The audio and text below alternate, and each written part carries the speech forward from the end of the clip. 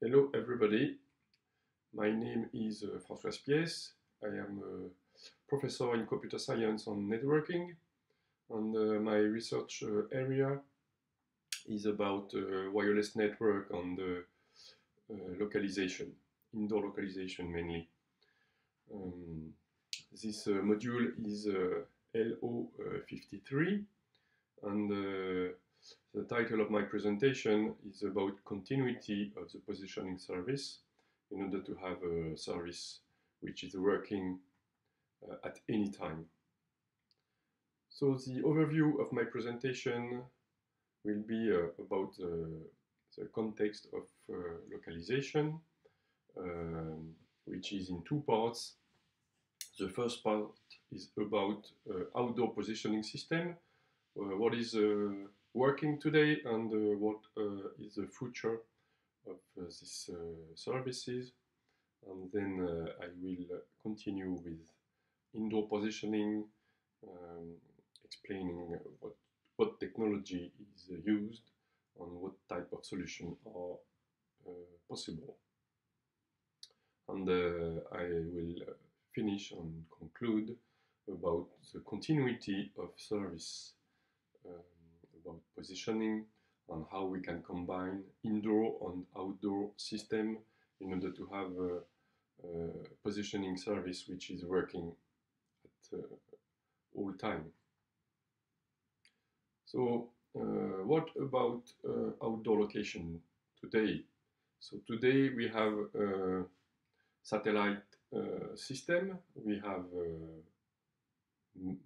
more than one, not only a GPS. So the generic name is GNSS, Global Navigation Satellite System, where we can include GPS for the US, GLONASS for Russia, Galileo for Europe, and Beidou for China. So the accuracy for public signal will be something like 5 to 20 meters using one frequency. If we are in an open horizon condition, which means no building, no trees, and you can see the sky in any direction. So that means when the horizon is partly closed because of a house or something like that, so the system is not so well. It's not working very properly. So also it doesn't work in a closed environment. So GNSS is only for outdoor application.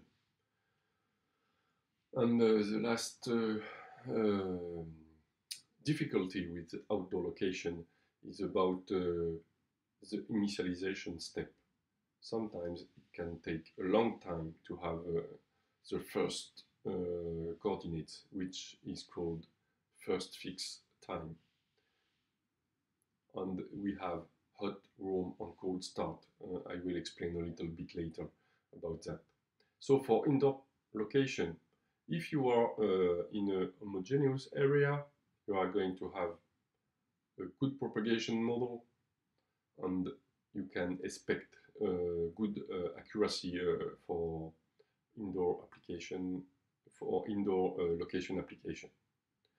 But mainly the buildings are heterogeneous area, so it's much more difficult to have an accuracy of the coordinates inside the building when you have heterogeneous area, and it's a research task for many years now. So of course, according to some modification inside the building, like building a wall or adding a door, something like that, it can change the accuracy of the location application. So you have to take care about that on the outdoor location, mainly for GPS, because it's the first one. So there is three segments which allow to calculate the position. So you need to have first the ground segment, which is composed of 4 base stations located all over the world with the master control. And this ground station have to measure very accurately satellite trajectories, because the satellites are moving very fast, something like 2 kilometers per second. So you have to be very accurate about that. So there is two data information which are sent about this information. So the first one is the almanac file, which is describing roughly the satellite trajectories for long-term information. And you have ephemeris information, which are for short-term, which is correction for having very precise position of the satellites for something like 3 to 4 hours. But this data speed transmission is very low, because it's 50 bits per second, which means something like 8 bytes per second. So it's very, very slow, and it takes at least 35 seconds to send the ephemeris. So you have to take care about the first fix. So then you have the spatial segment. The spatial segment is composed of 24 satellites in orbit on 6 planes, which means you have 4 satellites per orbit. So you have 1 satellite each 90 degrees. Of course, there is more than 24 in the sky, because you need to have spare satellites, because if one is down, you have to replace it fastly. So the spare satellites has this role is to replace one out of order satellite. And currently we are the US are using the 5th generation of satellites.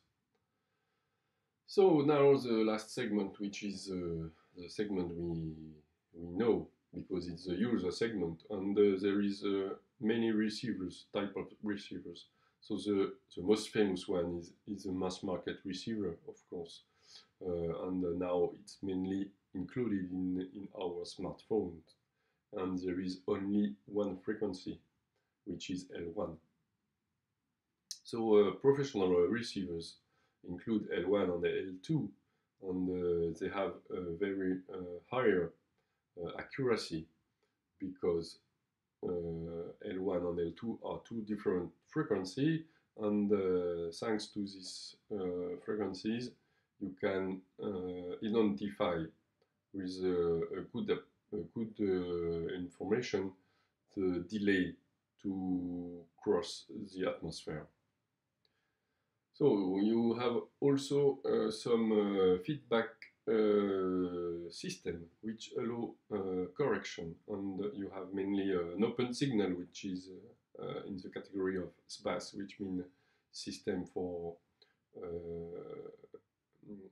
augmented information, and the DGPS, which is a closed signal mainly for professional use, and it means differential GPS. So the last step inside the chipset, the GNSS chipset, is to calculate the coordinates. It is included inside this chipset. So the chipset is just sending the results of the localization to the CPU in the smartphone mainly.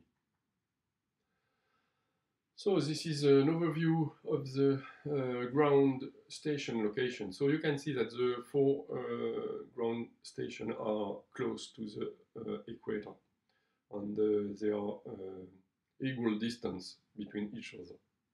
roughly. And the master control unit is in the US. So for the satellites, the trajectory is not in the equatorial plane because you need to make some location not only over the equator but also in the north and south pole. So you need to have a sort of inclination, and for the GPS it's system it's 55. You can see the projection of the satellite position of one satellite position.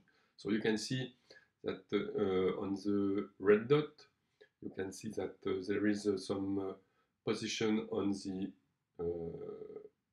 hemisphere north hemisphere, and also dots on the south hemisphere. There is also a yellow point on the map. On this yellow point, it's a projection of the current position of the satellite.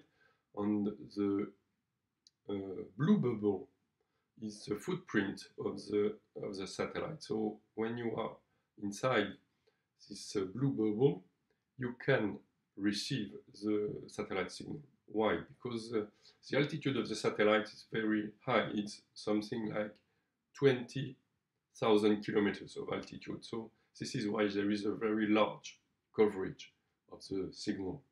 It's something like 1/3 of the Earth.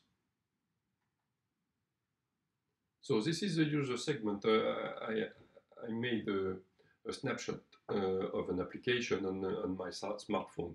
So it was a Samsung Galaxy S8 with the Qualcomm chipset, and the application is GPS status.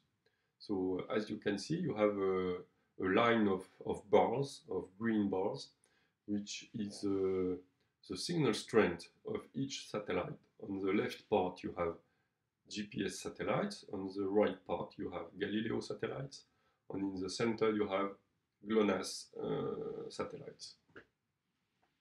So in the sky view with the circles, in the middle you have the zenith position, which is just over you, and you have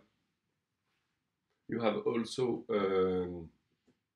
the horizon line on the biggest circle with the orientation south, north, west, east. And if you take a look closer on this draw, you can see green dot, green square, and the green cross. So the circle are GPS with a number. You have also square, which are the Russian, or with a number. You have also on the cross E with a number, which is Europe, Galileo.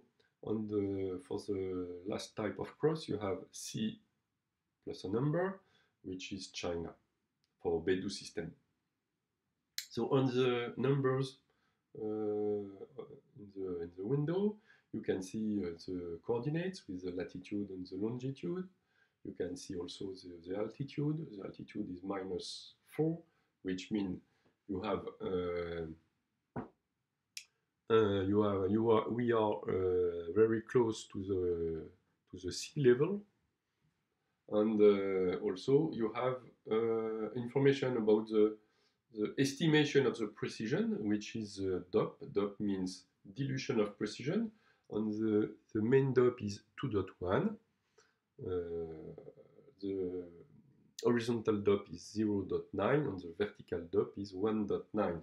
So if you have a close number to 1, it means that the estimation distance is quite good, and if you have a number higher than 1, it means that you have less precision.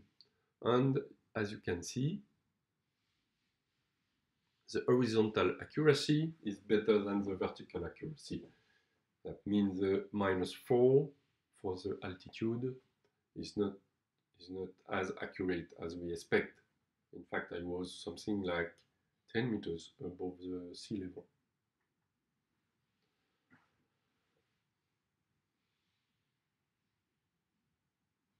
So how the coordinates are calculated inside the chipset.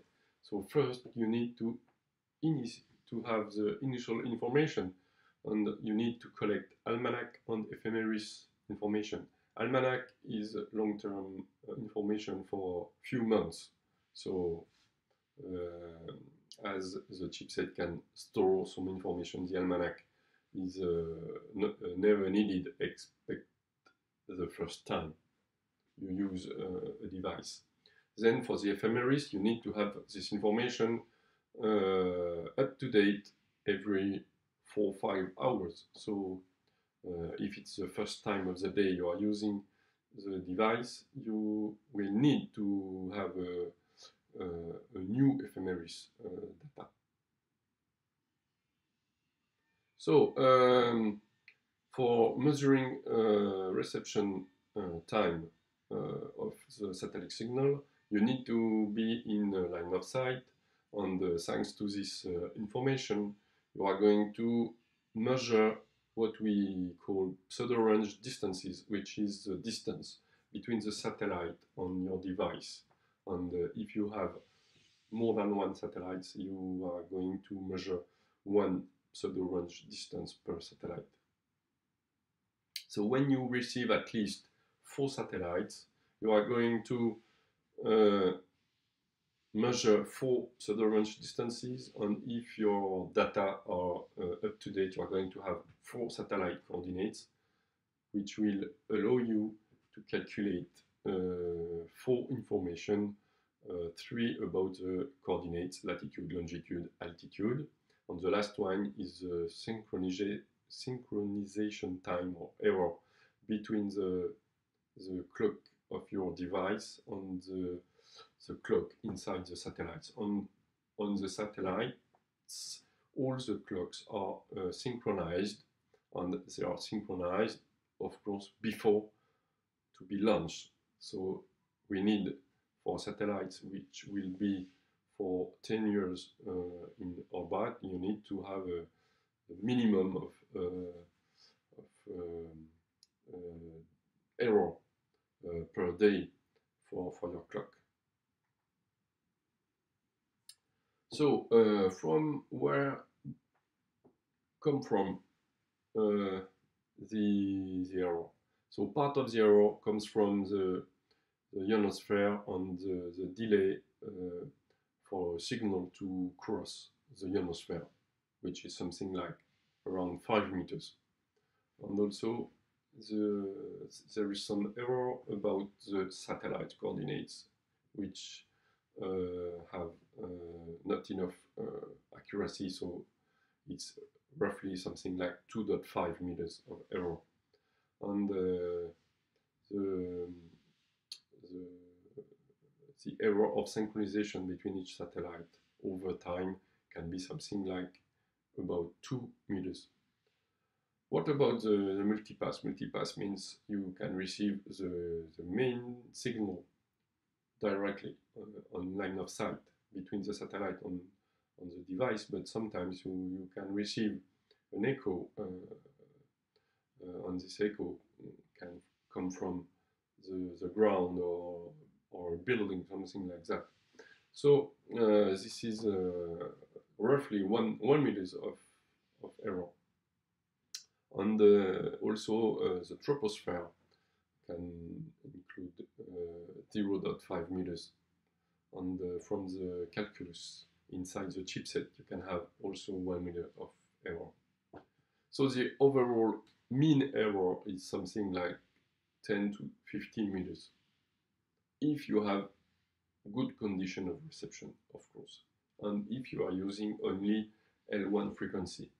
Because when you are receiving 2 frequencies, you can identify the delay of the signal speed when the signal crosses the ionosphere on the troposphere. So how can we improve this basic signal? First, you can use, because the sending time of the ephemeris is very long, something like 30-35 seconds. The best way, because we have smartphone now and we have internet access, and the internet speed is much higher than 8 bytes per second. So when you are connected with internet, in less than 1 second you can have a new file, a new ephemeris file. So with this new ephemeris file, which is called assisted GNSS or assisted GPS, you are going to be really straightforward with no delay.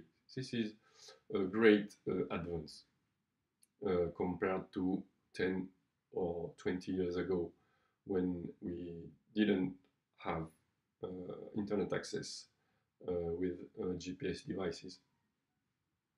So what about the integrity of the results? So sometimes if the chipset is not working properly and gives you the wrong latitude and longitude, it's not so important for navigation application, because you can see that you are not on the real position. It happens sometimes. It's not very frequent. But for aeronautic and marine application, it is very, very important to have integrity function, which can give you a lot of confidence on the results. This function is called RAIN, Receiver Autonomous Integrity Monitoring. So the idea is something like that. You need, for example, 8 satellites. The first 4 will calculate one coordinates.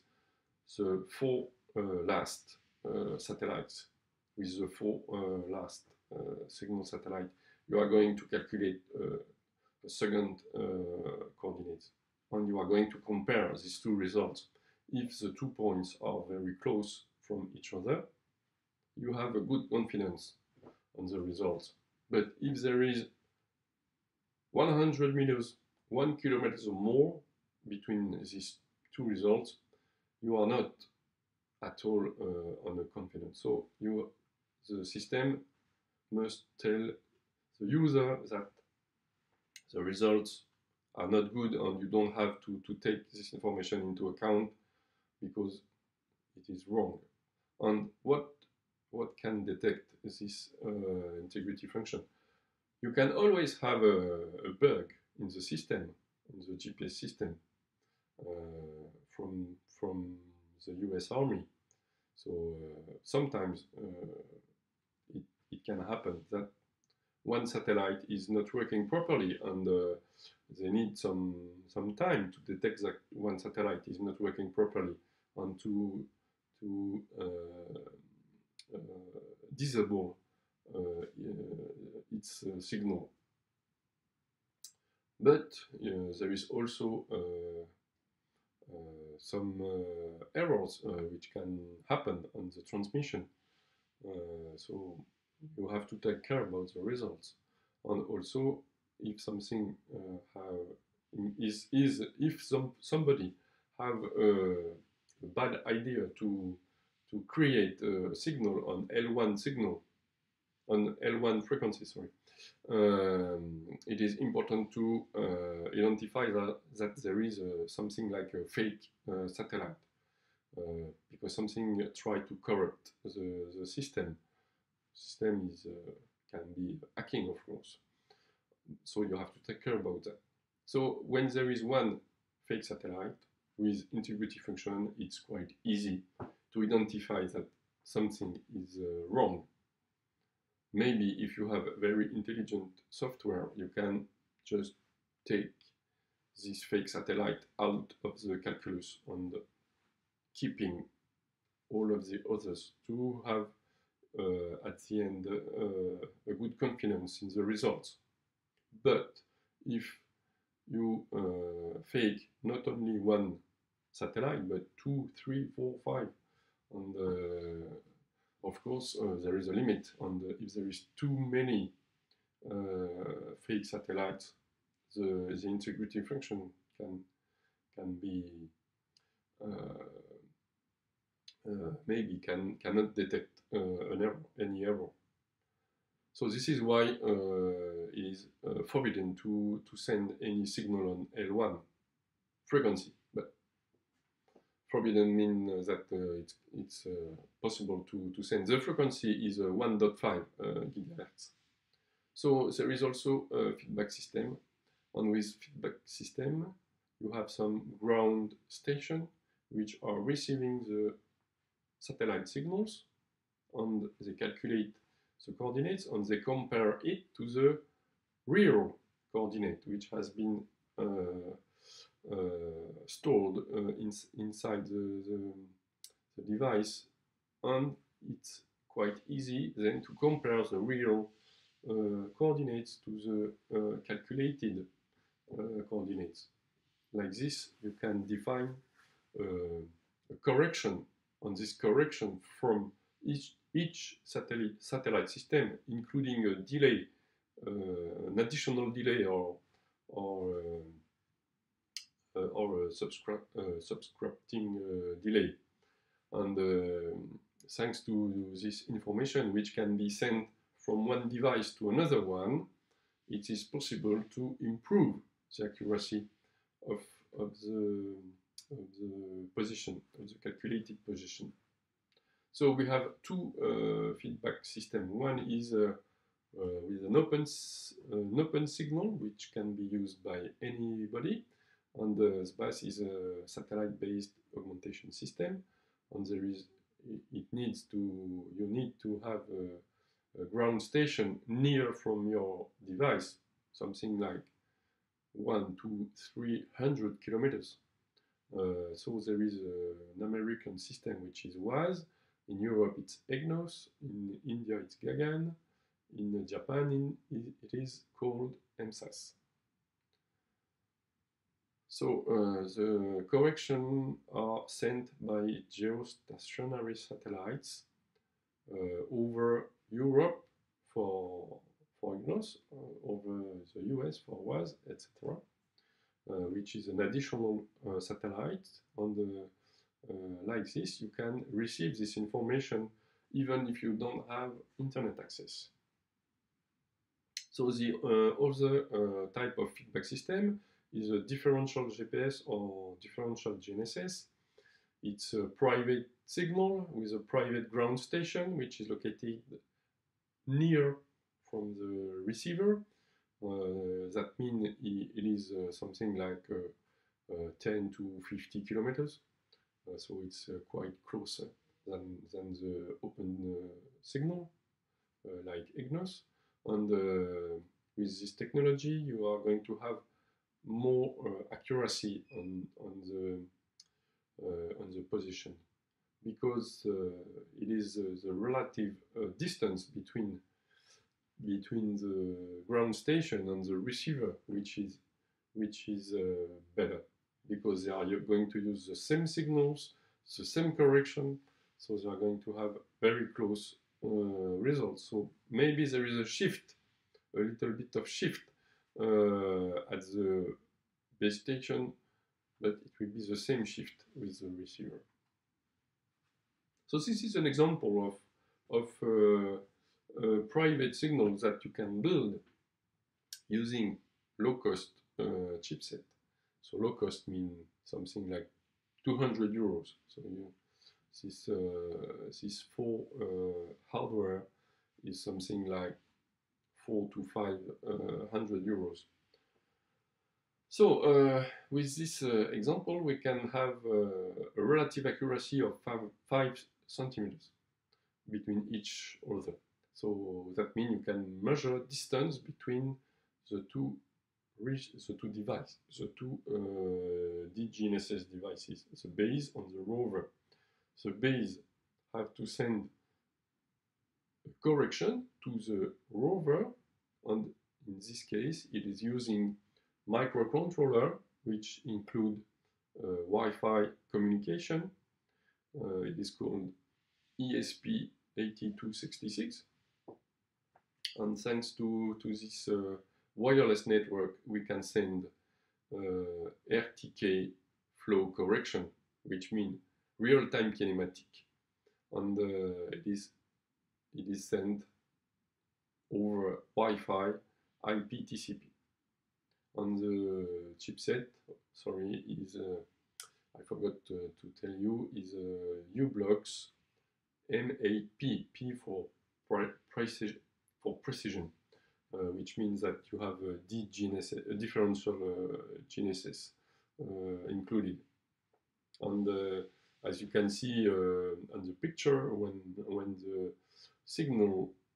the correction is received from the base, you have the red light on the receiver, on the rover receiver. So this is the piece of software which is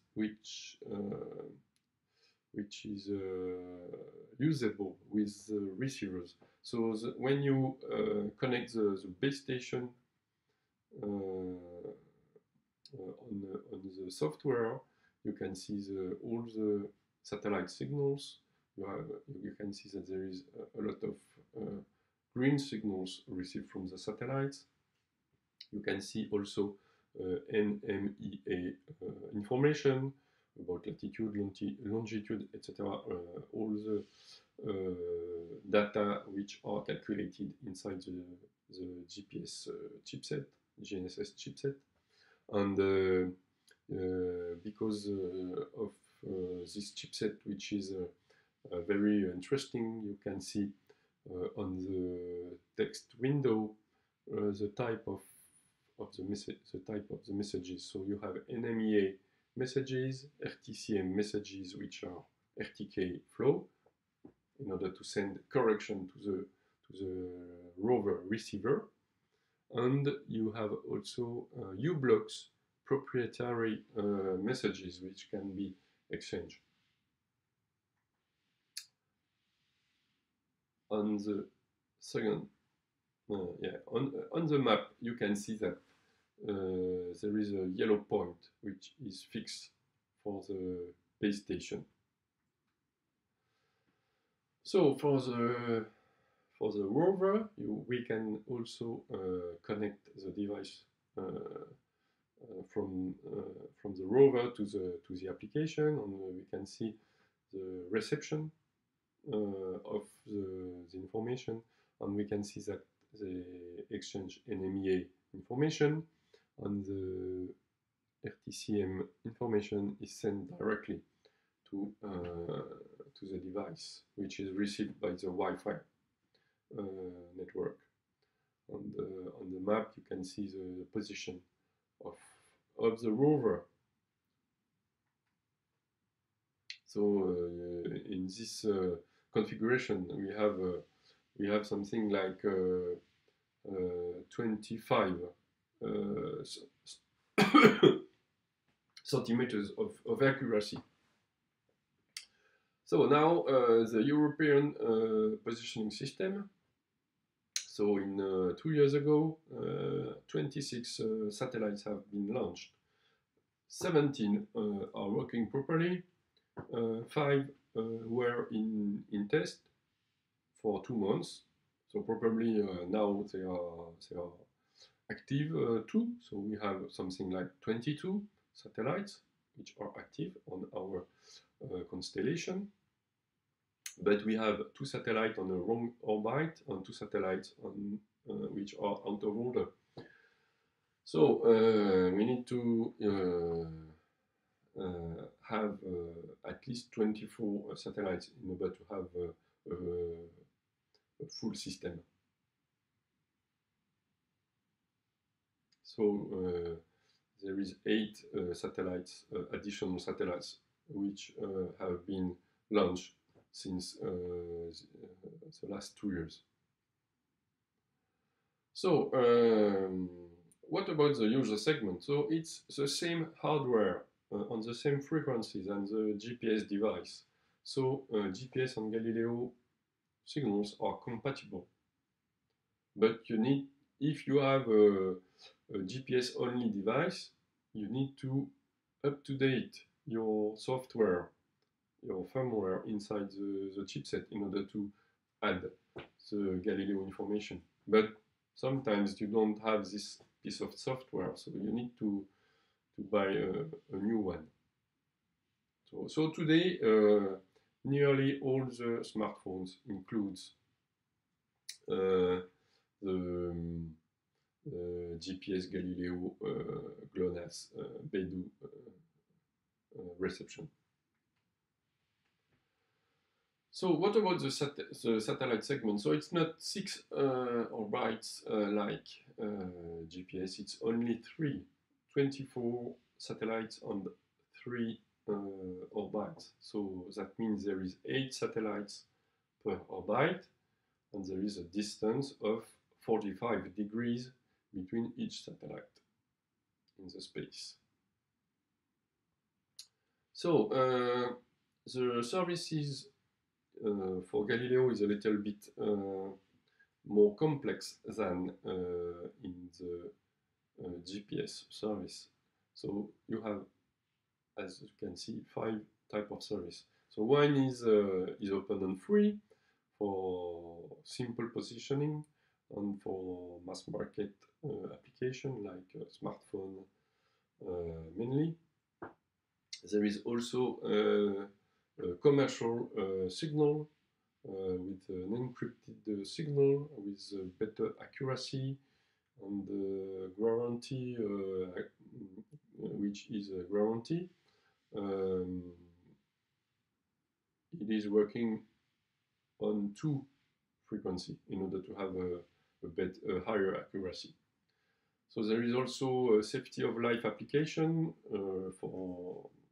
as a service, which means it is for playing on the ship, and this open signal is allowed to calculate high integrity. You can authenticate the signal in order to be sure that there is no fake satellite. You can also add DGNSS to improve accuracy, etc. So thanks to this signal, the accuracy of the coordinates for planes, for example, close from the airport, is very high. So probably in the next years it will be possible to take off and landing without any pilot. It can be fully automatic,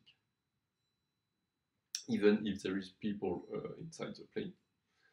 So now the government signal, it's an encrypted signal with integrity and continuity of signal. What mean government? Government probably mean for the army. So the last one is about accident and rescue. So the signal is called search and rescue, SAR. And this is the only service with bidirectional information, because you can use 403 megahertz to upload information on the satellites. On the satellites, on the Galileo satellites, there is receiver for this frequency. So when there is a crash, an accident for a boat, for a plane, it can send the coordinates very fastly. Like this, the people can, the rescue, the firemen can go straight forward to the area of the crash. So this is one example of a device which include Galileo on GPS. It's called M8N, N for normal. So that means you don't have DGPS, for example. So as you can see on the U-Center software, you can see full constellation with American flag for GPS, Russian flag for Russia, and the European flag for Galileo. On the world map, you can see the projection of the satellite on the Earth according to its position. You can see that because the device is located in Europe, you have mainly the green satellites over Europe, but you can receive a lot of satellites from the US or from Russia, because the footprint of the satellites is very large. So a little bit of information about the urban canyon effect, which is something which is well known, which is mainly used for explaining things about reception. So when your smartphone is on the street with high buildings, you are going to receive signals from satellites only on line of sight. So when the satellites are in view, you can receive the signal. But if the satellite is behind a building, you are not going to receive any signal.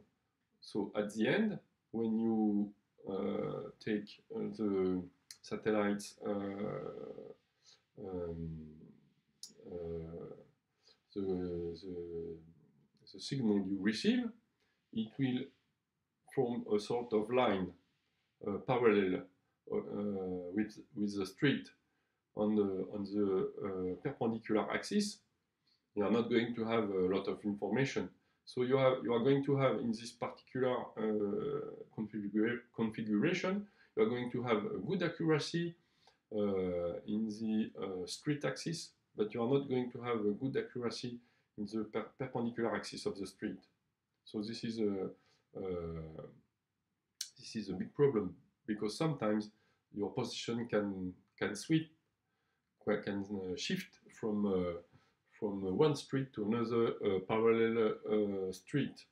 So you can have something like 100 or 200 meters of errors on one axis. So what about multi-constellation GNSS? In fact, in order to have the best results as possible, you have to choose you have to choose satellites with a lot of distance between each other. So you need to choose as scattered as possible. So if you choose the 4 best satellites from GPS or from Galileo, it will be probably not as good as choosing the 4 best satellites from any constellation, because at any time the satellites' position are changing. So if you want to have very long distance between each satellite, you need to have a big choice. If you have only something like 12 GPS satellites, GPS satellite in view, you are not going to have a lot of choice for choosing these 4 satellites. And with Galileo, it's the same. But if you have 12 plus 12, you have 24 satellites in view, and then you can choose the best 4. So sometimes it will be 1 GPS satellite, 3 Galileo satellites, and sometimes it will be 3 GPS satellites on 1 Galileo. Sometimes it will be 2, sometimes it will be 4, 0. You are going to have always the best choice.